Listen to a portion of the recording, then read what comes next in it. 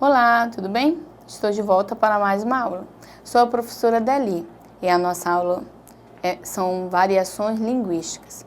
Eu vou iniciar relembrando um pouco sobre variações linguísticas, ver alguns exemplos e vamos fazer algumas atividades hoje, tá bom? Então acompanhe aí com muita atenção. Vamos começar relembrando alguns exemplos. Acompanhe comigo aí na tela. Olha só. Tipos de variações linguísticas. Variação histórica,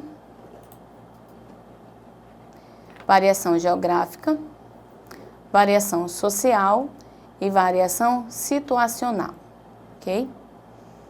São 4 variações. Lembrando, variação histórica, então, antigamente usava alguns termos, hoje em dia não se usa mais. Geográfica, depende da região, ou do país, ou da cidade, ou até a questão de ser campo ou cidade, então depende, por isso que é variação geográfica, ok? Variação social. A variação social depende da pessoa que você está falando. Por exemplo, como você se refere a um juiz, quando você fala com o juiz, você fala de um jeito. Quando você fala com a sua mãe, você pode usar outro termo. Quando você fala com seus colegas de escola, também depende da situação social. Variação situacional, a última situação. Variação situacional. Depende da situação. Claro que no trabalho você pode usar alguns termos, na sua casa você usa outros, então depende da situação onde você se encontra. Quando você vai comprar o pão, quando você vai em um ambiente público, em algum setor público resolver alguma coisa, tá bom? Vamos continuando aí na telinha. Variação histórica, ó. Olha só esse exemplo aí, voz-me ser. Se usava muito esse termo aí, voz-me ser, antigamente, né? Voz-me ser. Sofresse as alterações que figuram hoje como você. E diante da linguagem reduzida no meio eletrônico, é apenas você. A gente usa muito o termo o V e o C, né? No sistema eletrônico, no caso e-mail, pode até ser e-mail, se não for um e-mail formal. E aqui, ó, o V e o C em um WhatsApp. As mensagens lá, teclando, dos amigos a gente fala você, em vez de escrever você, a gente coloca só o V e o C, não é isso? O mesmo acontece com as palavras escritas com PH, como era o caso de farmácia, como era com PH, ó.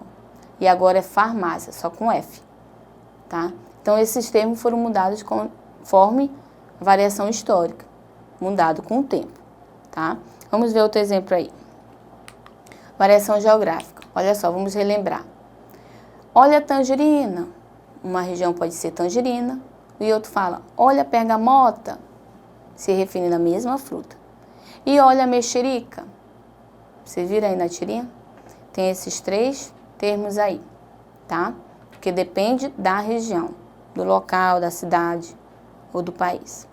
Vamos ver outro exemplo aí, variação social. Olha só o que os pais estão falando aí pro filho aí. Achamos que você passa tempo demais batendo papo na internet. Olha como é que ele fala. Não é verdade. Olha como é que é a resposta dele, ó, para você entender aí, ó. A tirinha. Não, tá? N-A-U-M. Não é assim que se escreve não, né? Não é. Esse é seria só o E com acento. Aqui. E tá o E e o H, ó. Tá errado, né? Na linguagem, língua portuguesa, escrito corretamente, ela estaria errada. E verdade é a única palavra que está escrito corretamente, no caso. Esse não é escrito assim e nem esse é. Então, analisando a fala do menino, será que realmente ele passa muito tempo na internet? Olha o termo que ele se refere, porque na internet a gente usa muito esses símbolos também, ó. Então, não, a gente escreve também assim, mas não é a forma correta, tá? Isso é a variação social. Olha a forma que ele está falando com os pais. Vamos para o próximo exemplo aí, ó. Variação situacional, para você entender um pouquinho mais sobre essa variação. João ele está interessado em obter informações sobre o processo de matrícula em disciplinas eletivas. Aconteceu o quê? Olha a situação aí. Chegando à universidade, ele encontrou um colega. Então ele falou, e aí, cara, tudo em cima? Tu tá por dentro do babado da matrícula de eletivas? Tá ligado nesse lance? Olha como é que ele fala, com um colega, tá? E olha só, quando logo em seguida, João se dirige à coordenadora do seu curso e diz o seguinte, olha só. Bom dia, professora. A senhora poderia me informar quais os requisitos para que eu possa efetuar a minha matrícula em disciplinas eletivas? Olha só a diferença. Se você for analisar a forma que ele falou com o colega e a forma que ele está falando com a professora. Então, tem uma variação social, tá? Depende da pessoa que ele está se dirigindo. No caso, ele está falando com a coordenadora do curso que ele faz. É diferente do coleguinha ali da sala de aula todo dia, né? Ele usa um pouco mais informal. E essa linguagem que ele usa com a coordenadora é a linguagem formal, que nós falamos na nossa aula sobre a linguagem formal e informal, tá? Continuando na tela, vamos ver outro exemplo. Olha só, a explicação sobre variação social aí. Dependendo do grupo social, o João ele muda a sua linguagem. Com o colega ele usou gírias, já com o professor ele usou uma linguagem formal. Essa mudança ela é justificada por João estar interagindo com grupos sociais diferentes, tá? Como eu expliquei, são grupos sociais diferentes. Uma professora de universidade, ele não podia usar termos tão informais como ele estava usando com o colega, tá? Só lembrando sobre a linguagem formal e informal. Agora, continuando aí, vamos ver outro exemplo. Tem uma atividade, olha só, questão 1. Observe a imagem abaixo, retirada do Facebook, e responda as perguntas a seguir. Vamos ver. Quando, olha só. Quando é hora de comer, nós come. Quando é hora de beber, nós bebe. Quando é hora de dormir, nós dorme. Quando é hora de amar, nós ama. E quando é hora de trabalhar, aí nós fica no Facebook. Vocês estão vendo o termo que ele está falando, é um termo de alguém do campo, que ele fala, aí nós, ó, nós não tem i, né? Aí é nós, para intensificar a fala né, de alguém que mora no campo. Quando, ó, ele fala quando, que é quando. Comer, ó, o termo comer. São palavras aqui, ó. Beber, no caso, aqui, se eu fosse, ele está se referindo à questão de beber um líquido aqui, né?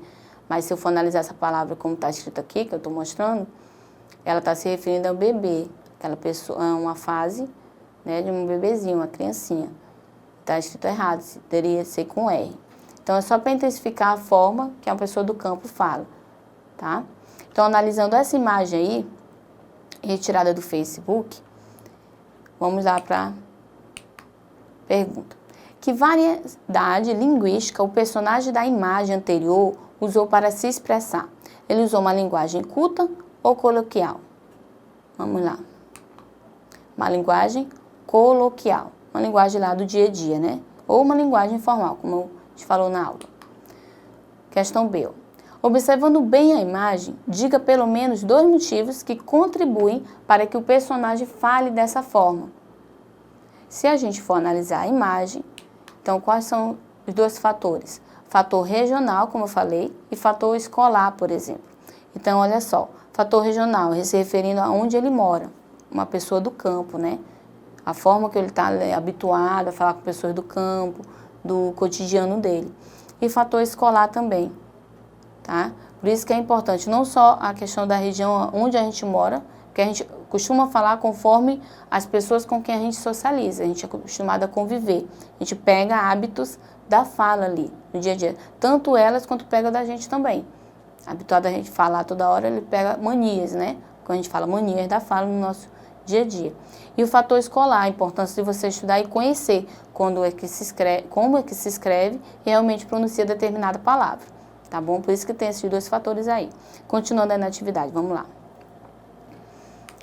Letra C, ó. Esse jeito, como o personagem falou, dá para o ouvinte ou o leitor compreender? Por quê? Será que dá para compreender? Por que será? Sim, porque reconhecemos que pelo som familiar e aproximado com a forma adequada segundo as gramáticas, tá? Então, olha só, a gente dá para perceber a forma correta que ele está falando. Quando a gente quer comer, a gente come, embora tenha aquelas que eu mostrei, alguns erros, né, de ortografia, no caso da escrita, na língua portuguesa. mas dá sim para a gente entender tranquilamente. Se a gente for para o campo, ele fala mulher, nós, dá para a gente entender a forma que ele está falando, embora seja uma forma diferente da pessoa geralmente que mora do campo que mora na cidade, tá bom? Continuando, né, Natália, para a próxima atividade, vamos lá. Questão D. Essa linguagem usada por ele é considerada correta ou errada? Por quê? Vamos só relembrar aí. Será que está correta ou errada? Ela é considerada adequada de acordo com o contexto social, geográfico, escolar, etário e etc. do falante. Olha só a palavra aqui, adequada. Não está correta ou errada? Foi a pergunta, mas ela está adequada, porque depende do social, do geográfico, escolar ou a faixa etária do falante. Quando eu falo a faixa etária, eu não vou usar um termo que eu uso com criança, eu não vou falar com adulto, como eu falei na aula anterior. A forma que eu falo com uma criança, eu tenho que usar palavras simples, mais claras, para ela entender exatamente o que eu quero falar para ela. É diferente de eu tentar explicar a mesma coisa, talvez, para um adulto, que eu uso uma linguagem um pouquinho mais direta, mais clara, para ele usando um pouco mais técnico, é claro, tá?